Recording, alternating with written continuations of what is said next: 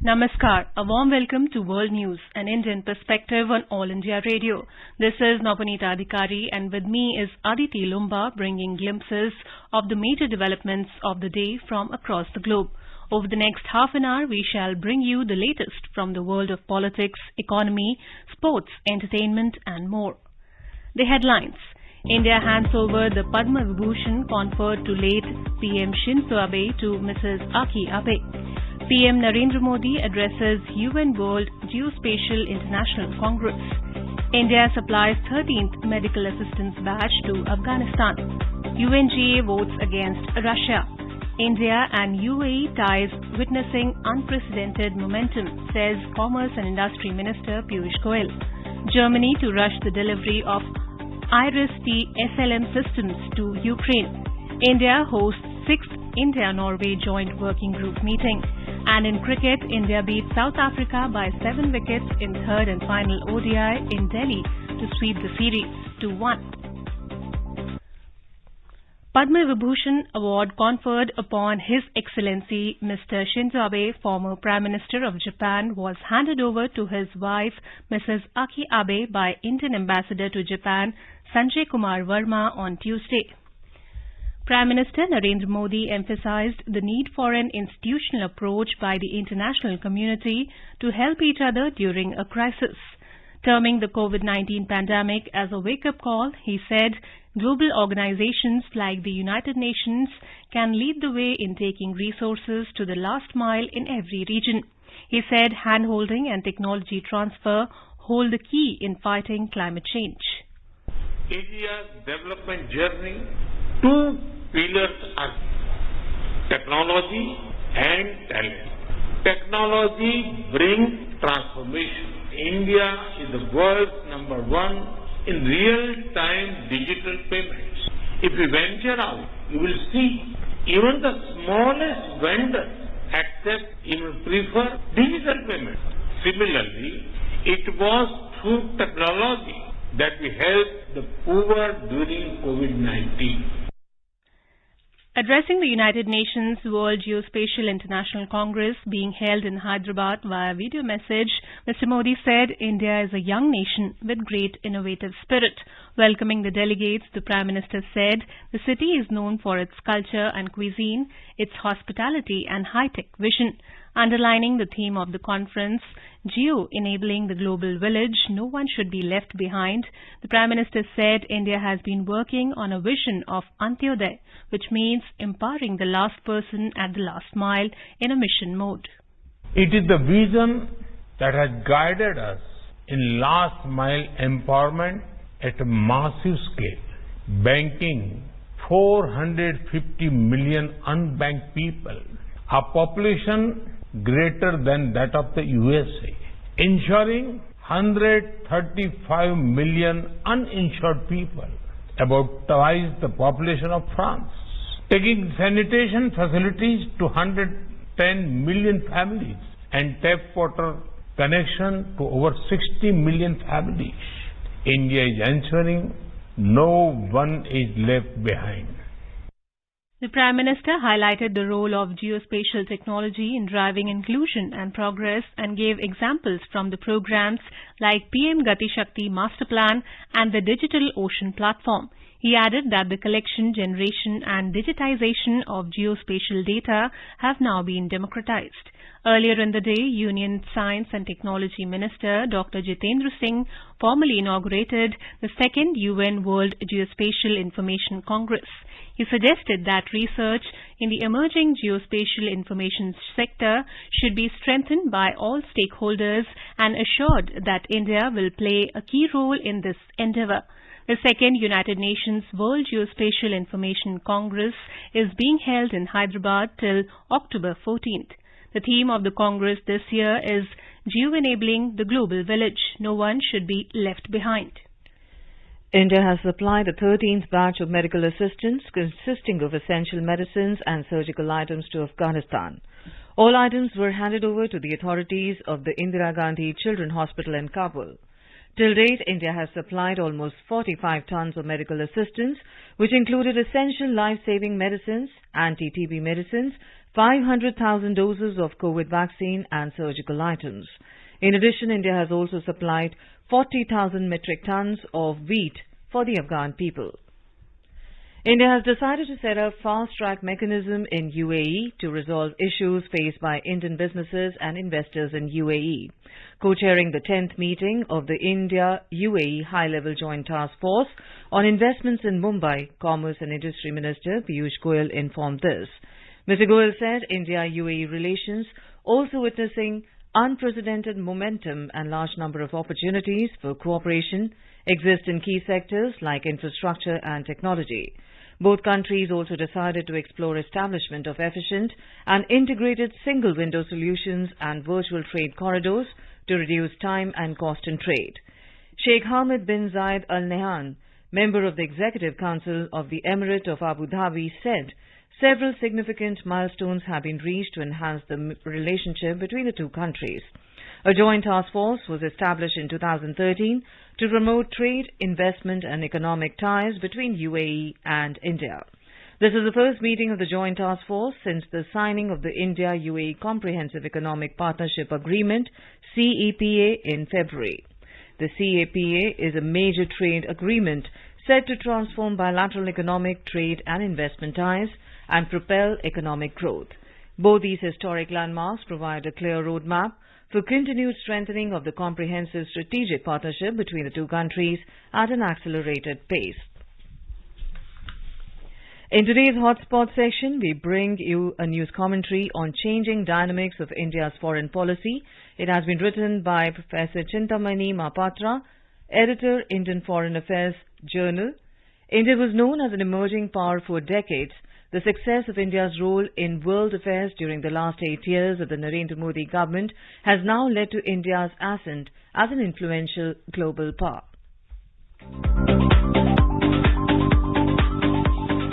Indian Diplomacy, Charting a New Course.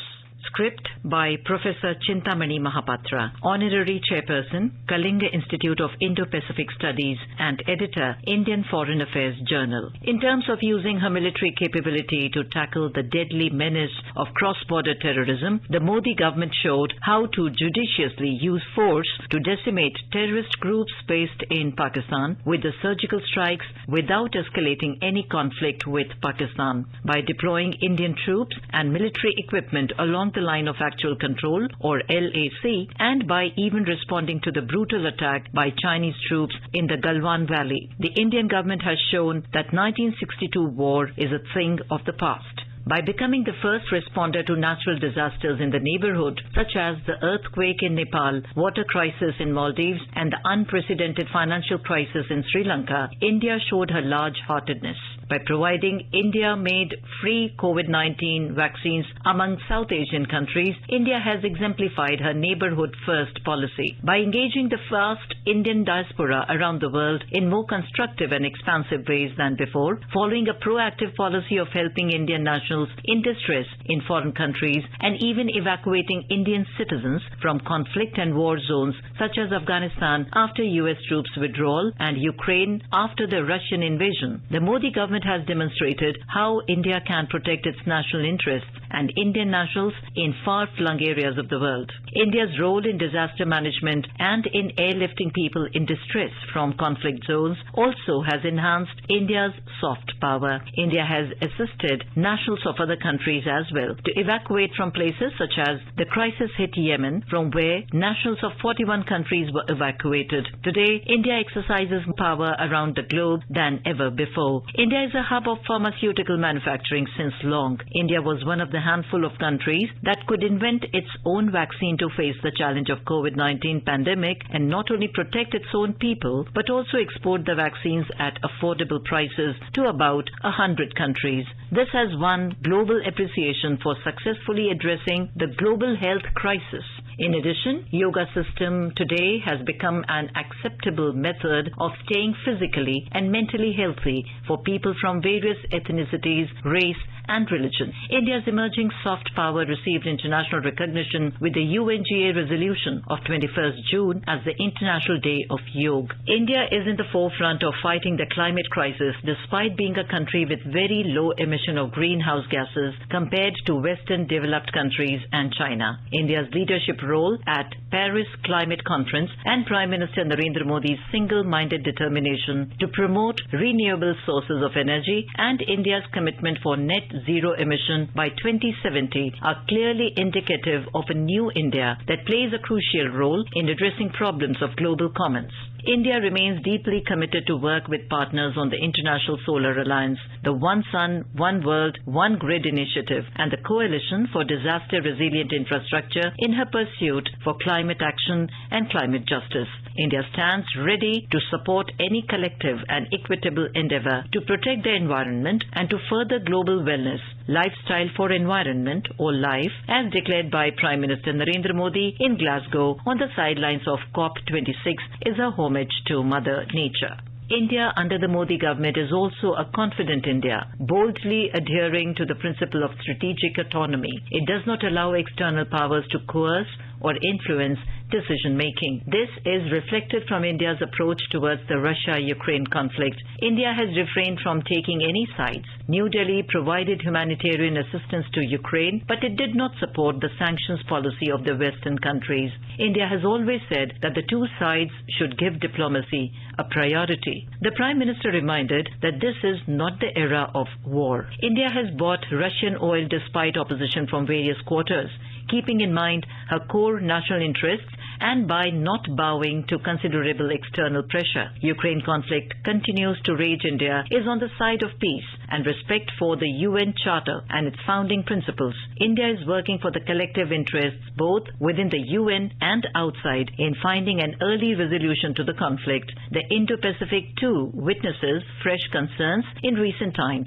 and India plays a major role in maintaining its stability and its security. India has maintained a stable equilibrium in its foreign relations, seeking to cooperate with all and having ill will towards none. India is a member of the Quad, BRICS, G20, SCO and several minilaterals where the US, Russia and China are also members. India has stayed away from bilateral differences between US and China and Russia and the US. In a way, Indian foreign policy is a model for other countries. India enjoys strong goodwill and support at the UN and has been elected to several UN bodies. In the last few years, India was elected to the Human Rights Council, HRC, Economic and Social Council, ECOSOC, International Narcotics Control Board, INCB, International Court of Justice, ICJ, UN Board of Auditors, Committee on Economic, Social and Cultural Rights, CESCR, International Tribunal for the Law of the Sea, ITLOS, International Law Commission, ILC, and Joint Inspection Unit, JIU, among others. Currently, India is represented in 22 UN bodies. India will be completing its tenure as a member of the Security Council this year and has acted as a bridge on some serious but divisive issues confronting the Council. India has focused on concerns such as maritime security, peacekeeping, and counter-terrorism. India's contributions range from providing technology with a human touch to ensuring safety and security of UN peacekeepers. India is prepared to take up greater responsibilities at the UN, but it seeks at the same time to ensure that the injustice faced by the global South is decisively addressed. India is diligently working towards a peaceful and balanced global order. Many in India and abroad were not sure earlier as to when India would be a global power. But today, friends and foes of India in the international community do not doubt India's influence in global affairs. Anuja Kumar for World News.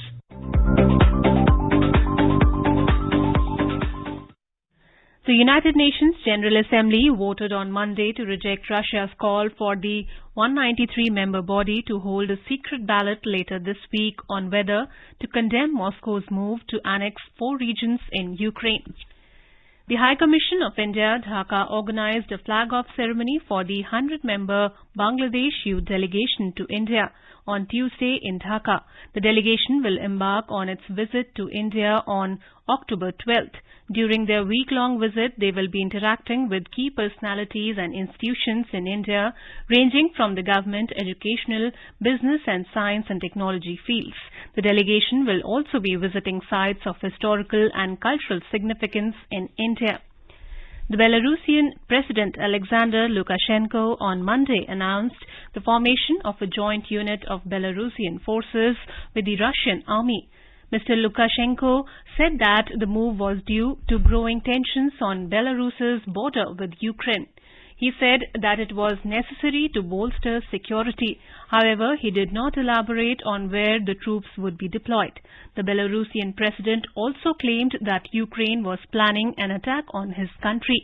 He said that Lithuania, Poland and Ukraine were training Belarusian radicals to carry out terror attacks. This is All India Radio giving you the news. For quick news updates round the clock, follow us on Twitter at AIR News Alerts. As a result of the Russian airstrikes that hit Ukraine on Monday early morning, which was an apparent retaliation for the explosion on a key Crimea bridge and destroying the German embassy in Kiev, in the process, Germany rushed to move up the delivery of the first of 4 high-tech air defense systems, vehicle-mounted IRIS-T SLM systems, to be delivered quickly. These were originally slated to be delivered at the end of the year, according to the statement of German Defense Minister Christine Lambert. The German army itself has IRIS-T missiles in its inventory, but not the complete surface-to-air system. It fires missiles from Tornado and Eurofighter jets. India hosted the 6th meeting of the India-Norway Joint Working Group on Higher Education on Tuesday in New Delhi. The meeting was chaired by Ms. Neeta Prasad, Joint Secretary, International Cooperation, Ministry of Education from the Indian side, and Ms. Anne Lynne-Wold, Director General, Ministry of Education and Research from the Norwegian side. The Ambassador of Norway to India also participated in the meeting. The joint working group was established to monitor and oversee the implementation of the MOU on cooperation in the field of higher education signed between India and Norway on 25th April 2022. The two sides reviewed the progress made under the Indo-Norwegian Cooperation Program developed under the ambit of the previous India-Norway MOU signed in 2014 and deliberated upon overall higher education policy and priorities, student-faculty mobility and cooperation in the field of skill development. China's leadership is set for a reshuffle at the upcoming 20th National Congress of Communist Party of China starting on October 16th. The 7th plenary session of the ruling party's 19th CPC Central Committee began on Sunday and will make final arrangements for its twice-a-decade party congress, where President Xi Jinping is expected to secure an unprecedented third 5-year term as party general secretary. At present, Mr. Xi holds 3 key positions: General Secretary of the Chinese Communist Party, Chairman of the Central Military Commission, and President of China. About 2,300 delegates have gathered in Beijing for the crucial meeting, where the key party positions and the Central Military Commission positions will be filled.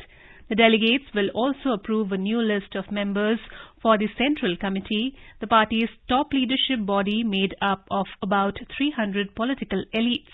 Immediately after the Congress and the first plenary session of the 20th CPC Central Committee, those committee members will meet to decide the 25-member Politburo and its standing committee, the apex of Chinese politics, which currently has 7 members.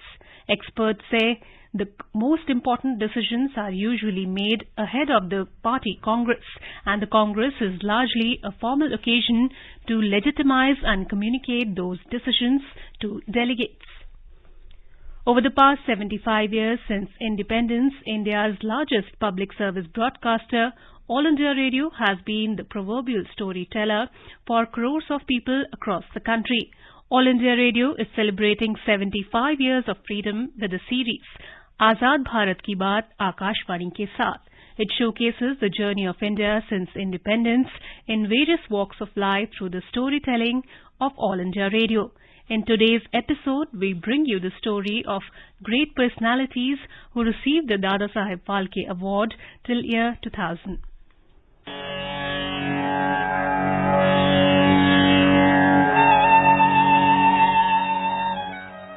Dada Saheb Phalke Award is the highest award in the field of cinema in our country. It is given in recognition of the outstanding contribution to the growth and development of Indian cinema by the recipient.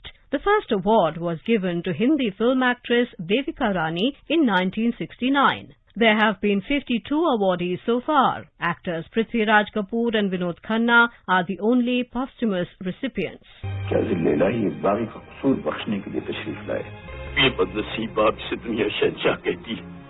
अपने रूठे हुए बेटे को मनाने आया है, उससे मोहब्बत मांगने आया है। बेटे की मोहब्बत बर्बाद करके मोहब्बत चाहती है ना। शहंशाह बाप का भेष बदल कराया। शहंशाह रोया नहीं करते शेखू, बाप की आंखों में आंसू है। शेखू, ये गरीब बाप शहंशाह बड़े उसूलों से मजबूर है और सलीम अपनी मोहब्बत से। The recipients of Dada Saheb Phalke Award so far include pioneer of Indian cinema Birendranath Sarkar, composer, singer-actor Pankaj Malik, female superstar of Hindi films Ruby Myers aka Sulochana, Telugu filmmaker and first recipient of Padma Bhushan from film industry B.N. Reddy, one of the founders of Bengali film industry Dhirendranath Ganguly, first lady of Bengali cinema Kanan Devi, noted cinematographer, writer, director and the one who introduced playback singing in India, Nitin Bose, one of the pioneers of film music in India, Rai Chand Boral, were some of the great stalwarts honoured with this recognition.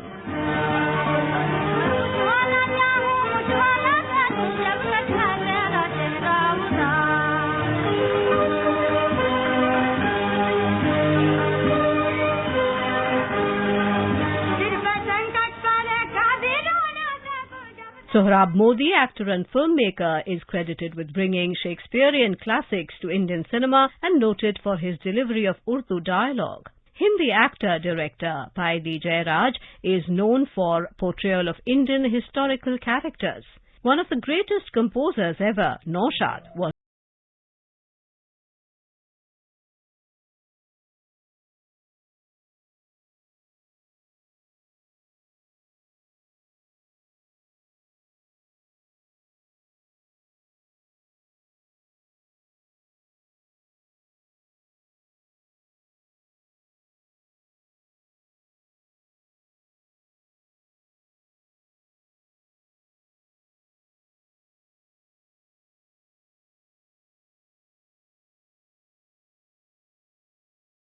director L.V. Prasad, Marathi actress Durga Khote, Bengali director and father of Indian parallel cinema Satyajit Ray, Marathi Hindi filmmaker, producer, actor V. Shantaram, Telugu Tamil producer and the owner of one of the biggest studios in the world, B. Nagi Reddy, Showman of India, actor-director Raj Kapoor, actor Ashok Kumar, Nightingale of India, singer Lata Mangeshkar, Telugu superstar Akineni Nageshwara,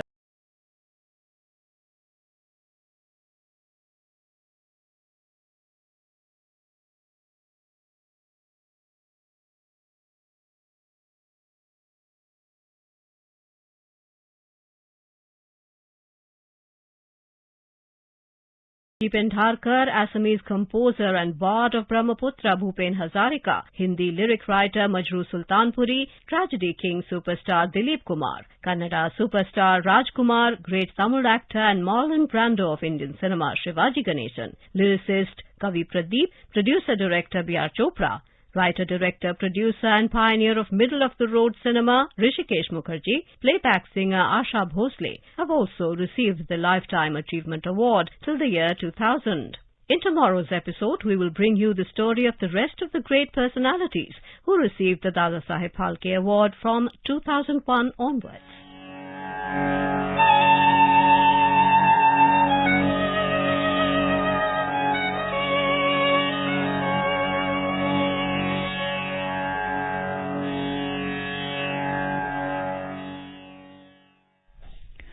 Led by Kuldeep Yadav, Team India shot down South Africa for a meagre 99 in the series, deciding third ODI in Delhi on Tuesday afternoon. The Indian spin trio of Kuldeep, Shahbaz Ahmed and Washington Sundar claimed 8 of the 10 wickets, Mohammad Siraj bagging the other 2, as the visitors recorded their lowest ODI score of 99 runs in 27.1 overs against India. India scored 105 runs for 3 wickets in 19.1 overs. Kuldeep Yadav was declared the man of the match. The FIFA Under-17 Women World Cup India 2022 kick-started in Odisha on Tuesday. In the inaugural match, Brazil Under-17 defeated Morocco Under-17 by 1-0 at Kalinga Stadium, Bhubaneswar. Second match of the day between India and United States is underway at the same venue. Prime Minister Narendra Modi has extended best wishes to all teams taking part in the Under-17 Women's World Cup starting today. In a tweet, Mr. Modi said, India is proud to be hosting this tournament. He expressed confidence that the tournament will witness a celebration of football and the teams will also get a glimpse of India's hospitality. The 2-week 53rd Capacity Building Program in the Field Administration for the Civil Servants of Bangladesh was inaugurated at National Centre for Good Governance at Mussoorie today. This is the only institute in the country to have trained 1,727 field-level officers of Bangladesh Civil Service, such as Assistant Commissioners, SDMs and Additional Deputy Commissioners.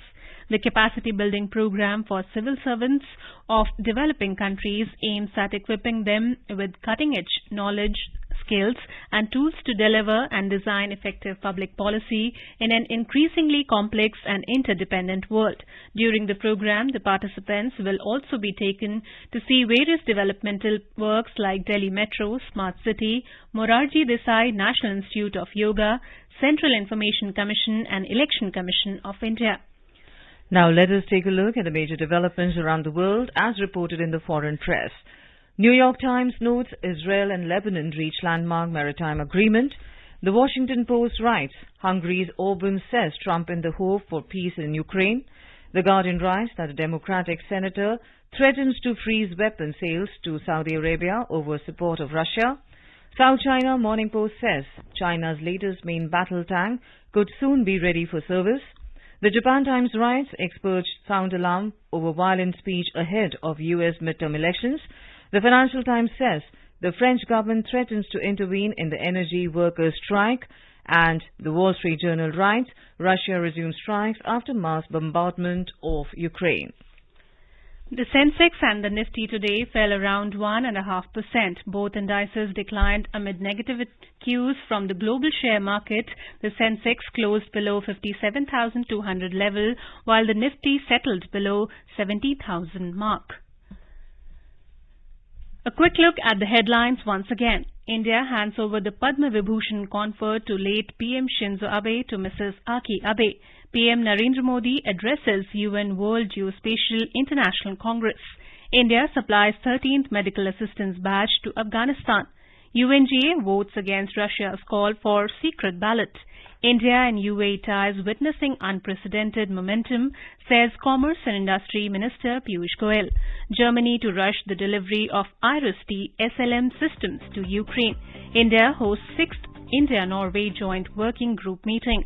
And in cricket, India beat South Africa by 7 wickets in third and final ODI in Delhi to sweep the series 2-1. And now, before we end, let us listen to Mahatma Gandhi's favorite bhajan, Vaishnav Jan, by artists from Spain.